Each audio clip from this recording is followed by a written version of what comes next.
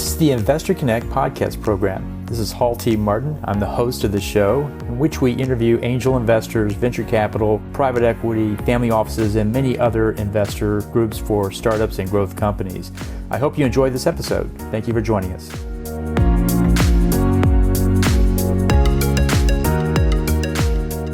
Well, hello, this is Hall Martin with Investor Connect. Today I'm here with Arthur Petropoulos, founder and managing partner of Hillview Partners. Hillview Partners specializes in mergers and acquisitions, business sales and exits, and capital advisory services for middle market and lower middle market companies, generating $1 million to $10 million in EBITDA. Arthur, thank you for joining us. Hey, good to be here, Hall. I appreciate it. Enjoy the content and happy to be a guest here. Great. So where are you calling from today? So we're based out of Providence, Rhode Island, actually. So just, I always say kind of right between Boston and New York, down the street from Brown University here. Great. Well, tell us a little bit about your background. What did you do before this? Sure. So my background was in investment banking, in private equity and corporate development prior to starting Hillview Partners. So I went to law school, actually, and studied mergers and acquisitions, but was in New York for about 10 years, helping companies sell themselves, helping companies secure capital, and then working for a diversified business services companies, doing a lot in the data center space in particular, helping them in kind of running strategic acquisitions and capital on their side. And then I think by the collective of all of that information and experience, I think we saw kind of holes and areas of inefficiency within the mergers and acquisitions process. That was kind of the impetus or the starting inspiration of coming out and starting Hillview Partners 7 years ago. Well, good. Well, let's start with an overview of what an M&A transaction entails for startups. Can you give us a rundown there? Sure. So broadly speaking, mergers and acquisitions, or M&A, is kind of the colloquial acronym for anything that involves a business being bought by someone, a business being sold to someone, two businesses merging, whether they're equals, whether one's bigger than the other. And then I think to a degree as well, some of the capital considerations that are involved with that too. So strategic capital. So we say M&A, or mergers and acquisitions. I think more broadly, it's the acquiring, disposition, selling, buying, merging, or strategic financing of corporations. So we deal with a lot of startups, and they're always getting ready for an acquisition in order to pay back the investors. What should they consider before they go down that path, and what should they prepare for? So when we're helping the sell side client to exit the business, primarily they have to think about the three core pieces of the business from an operating perspective. So we always say kind of people, process, product. And so are these things well defined? Are there processes in place that will kind of exist beyond the startup founders? Are there people in place that are cross-trained, that have trajectory, that can do things after the business is acquired? And is the product offering, service, whatever it may be, durable in a way that will have value and I think a platform for continued growth? And then in addition to that, is kind of the contemplation around what are the selling points of the business. And so in that, we like to say, there's fundamentals, access, and capabilities. And so when you look at the company, you say, what are the fundamentals? How much money does it make? What are sales? What are the metrics? What are the quantifiable things we can look at?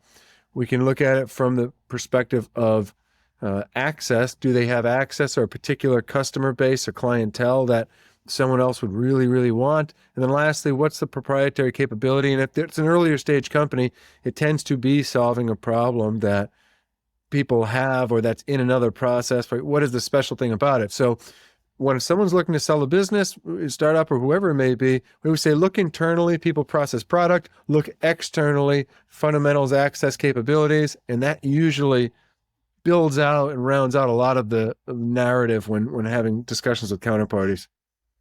Great. And so what's the potential reward here? What kind of exits are you seeing out there these days? Look, I think that's largely dependent on which part of the swimming pool you're in relative to clients you work with. So the area that we focus in are largely privately held companies, but companies generating $1 million to $10 million in EBITDA or pre-tax profit. So at that size level, you will see at each kind of rung of $1 million of EBITDA, that multiple change. And so $1 million EBITDA company may be a 6x multiple, and a $10 million EBITDA company could be a 12x multiple or more. It depends on the situation, but that's kind of the goalposts or broad approximations for companies that we deal with. There are certain situations that if someone really wants something, they'll pay on a revenue basis or gross profit basis, depending on the situation. And so I know in the startup space, everybody thinks of like the 50 times sales transaction. And look, things like that happen. And even in our space, there are outliers, certainly, when someone really is looking to get access or get the capability. And we always consider those kind of the enhancing variables of the dialogue. But that being said, the vast majority of things in the lower middle market are going to be in that kind of 5 to 15 EBITDA range, depending on the facts and circumstances. Great. Well, I always often get asked by startups, should they, bring on a advisor for helping run their M&A campaign, or should they just do it themselves? How does assembling an experienced advisory team contribute to a good M&A outcome? Yeah, I mean, look, we always say, people don't sign their own contracts without their attorneys. They don't file their own taxes for the business without their CPAs. And therefore, this is another area that it's not to say that someone wouldn't be capable of doing it if that's all they did all day, but it's not what they do all day. And so there's just going to be so many nuances, idiosyncrasies, variables, levers and pulleys throughout the process that they're just not going to be aware of, right? And so I think having the experienced people with you in all aspects of the business, but in particular, if you're pursuing an exit, someone who's done hundreds of them, because they're going to know, hey, what's normal? What should we be accepting? What should we be pushing back on? What do we really have wiggle room with? What do we not? Because when you think of the structure of a transaction, dollar amount is what everybody thinks of, right? But if I said to you, Hall, I'll give you $1 billion for your company if you can jump over a building, right? It's like, well, I don't know. Is that a $1 billion deal? I don't think so, right? Because if you probability weigh the outcome, it's not going to be that. And so I think it's dollar amount is important, but at the same time, it's what is the structure of the transaction? How much of it is at closing? How much is after? What are the contingencies? What are the things you're waiting on, relying on that may or may not happen afterwards? And how much is predicated on that? What happens to the employees, the stakeholders of the company, the community? What is the transition period? Because a lot of times, particularly in early stage businesses, these are acquisitions, but they're also hiring teams. And so I'll give you an example in that regard. There was a company in the electric boating space, so similar to electric vehicles and cars, but in the boating space, that was acquired by a large strategic.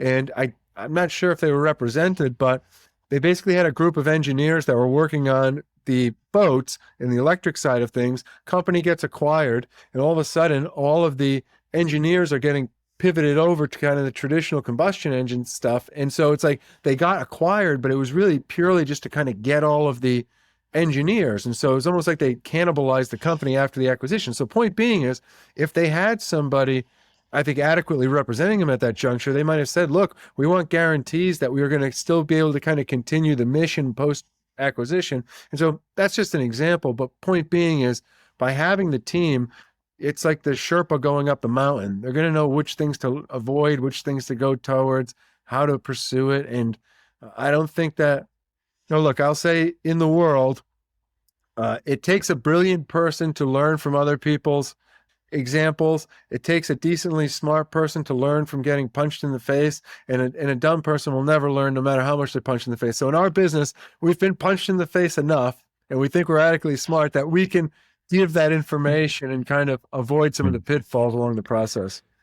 Very good. So one of the biggest questions in this startup space is valuation, and every fundraise and certainly at the exit, valuation is the key talking point. What factors should a startup consider when evaluating their company for an M&A transaction? Look, so I think you ask 10 people that question, you'll get 10 different answers. And I think a lot of it is because there was a frothy time where things were starting to trade on, metrics that were kind of fabricated in a way. And so it was like, just to keep it anonymous, but it's like a widget manufacturer. And they said, well, we are selling our company for 1,000 times the amount of like inbound inquiries we get in 1 month for our stuff. And it's like, well, who made that the metric for this thing, right? And so it's like, you could make a comp set of anything, right? And say like, well, we're trading at, 25 $1 million per employee or some crazy things like that. And so I think as the kind of the craziness or the everything bubble has contracted a bit, I do think that valuation metrics have kind of come back to some of the tried and true, the EBITDA multiples. Now for startups, the revenue multiples, the gross profit. But what we like to say is that if you're going to pivot away from those things, the easiest or the most defensible metric is kind of a buy versus build analysis, or what profit is it to you? And so what I mean by that is, let's say we provide a service. Let's say we have a software, and this software basically allows for $1 of profit for every client. Now, if we have 10 clients, then you say, okay, your company makes $10 in profit and we'll multiply it by 10, right? But if we go out there and talk to people and we say, well, look, you have 1 million clients and we could make $1 for every client that you have if you had our software, right? So like, how is our service product or offering monetizable to the acquirer? What value does it bring to them in real dollars, right? In real revenue and real profit. And if you can paint that picture, then you can start the conversation in buy versus build. You can say, look, you could just buy us and have this profit right away, or you can go out there and try to recreate the wheel, and maybe it works and maybe it doesn't. And it's going to take you years and millions and people. And so acquire this business instead of building it, right? And so characterizing the company we represent as the missing puzzle piece to a larger enterprise, that's where there's tremendous value. And I think that's a defensible metric versus, we're trading at 1,000 times the amount of hot dogs we sell on a Tuesday night or whatever, like the, thing is. And I've just heard so many of them over the last few years and a lot of them don't carry as much weight as they once did. And so if you can defend it either on your own numbers internally or on the value to the prospective acquirer, it's hard to make those arguments against it, right? There's not as many holes you can poke in it. Good deal. So not every startup that goes out to be acquired actually gets the transaction done. What are some common deal breakers that startups should be aware of? What kills these deals? So, look, I think a reasonable valuation expectations can be that, but look, that's always in the negotiating and whatnot. But I think from an avoidable issue perspective is I think that sometimes the founders can have, we call it the man with 1,000 arms or the woman with 1,000 arms, right? It's like they're doing too many things. So even though the fundamentals of the business make sense and it's getting market acquisition, because that one person does so much, that the acquisition comes with, a 5-year employment contract or something that the founder says, well, I wanted to sell the business. My whole point of this wasn't to just turn my business into a job. But if that person is kind of the key woman or man risk in the business, then that can be the linchpin from which an acquirer will say, look, we're only going to buy it if we have this person because that's what we need, right? Even like, I think it was Mark Lowry when he sold Jet.com to Walmart, like had a pretty lengthy, agreement to stay there because he was just conceived as that pivotal to the business. Now, you got $1 billion, or several billion, not so bad to sit around for a few years. But the point being is, I think people don't contemplate that if they have that key person risk, it is going to translate into a longer transition period. And oftentimes that's not what someone wants. And so that's been one issue. And then I think the sales element, or more broadly, processes not being well defined within a business, can have an impact on value or an impact on structure in a way that can kill a deal. And so what I mean by that is, let's say you're selling a business and your business is a software company. Now, if I said to you, how do you get clients for your software company? And the answer is, well, we do some direct email and direct LinkedIn and, some mailings and affiliates and conferences, and we get clients. Well, I'd say, well, how certain are you that you're going to get more clients, right? What are the metrics behind that? What does that funnel look like? What are the steps? What are the probabilities of each step? What's the pull-through rate? If someone can't define that really well, then someone's going to say, okay, well, look, we'll give you X dollars today and Y dollars tomorrow if sales stay at this. And all of a sudden it's a highly structured deal in the sense that there's a lot of at-risk capital after the closing. And someone again says, well, look, I was selling this company to de-risk, but I can't de-risk if so much of the consideration is predicated on future sales, which I'm going to have less control over. And so if we go to a company and we say, as they're preparing to sell, well, what are the metrics? If somebody says, well, we have 5 people doing outreach to potential customers, they have 100 phone calls a week, it turns into 10 meetings, it turns into X clients. If it's repeatable, definable, defensible, sustainable, then it's much more easy for an acquirer to say, okay, I get it. Like, this works. It's well laid out. There's a blueprint. So again, a lot of it comes down to, again, people process in that way. Are their processes defined?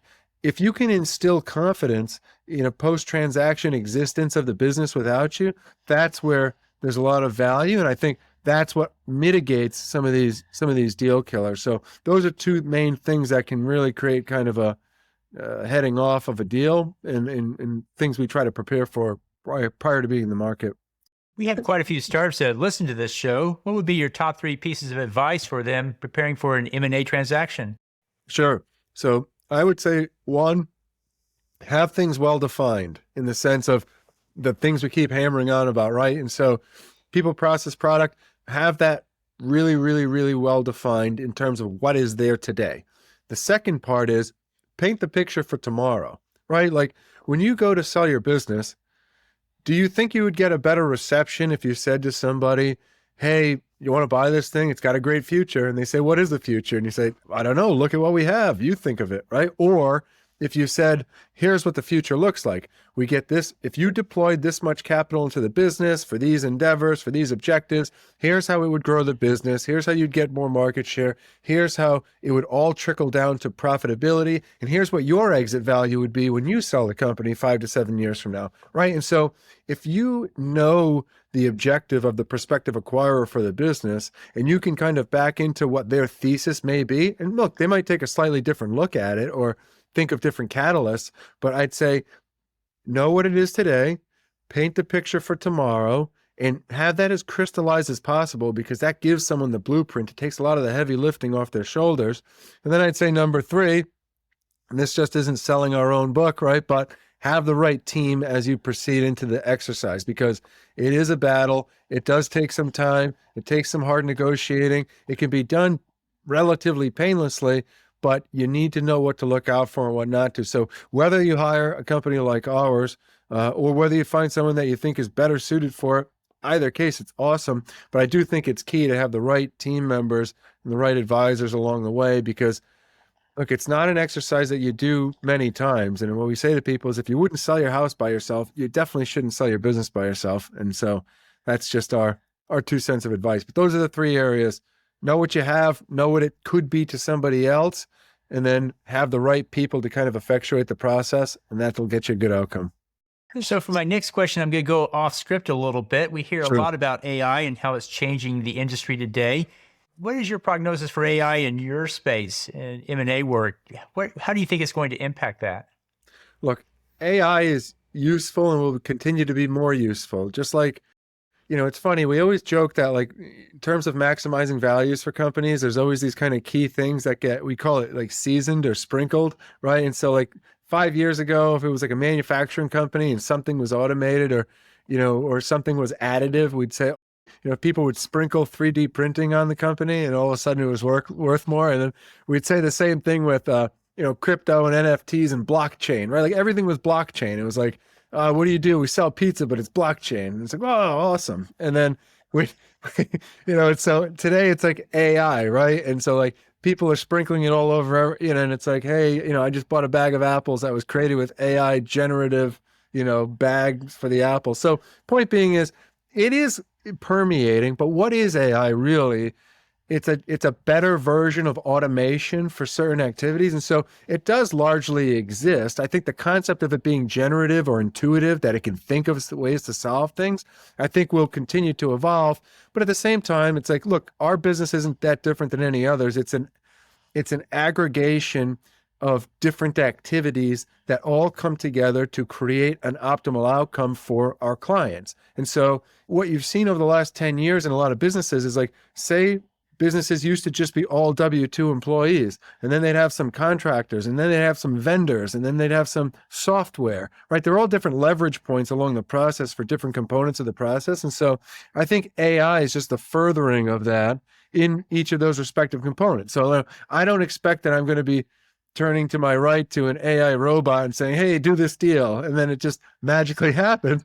But if one of our analysts can use AI assisted, which we already do, AI assisted research for who might be a prospective acquirer or who may be a prospective, capital, if that allows our analyst to oversee 5 transactions versus 2 transactions because they can use the AI assistant to be more productive, well, then that assists our business. And so I put it in the same category as vendors or software. It's a leverage point that allows more productivity. And so we looked every way we can to keep implementing it to help our activities so that it ultimately helps our clients. But do I think that, we will be supplanted by, Terminator 2 style cyborgs? Probably not.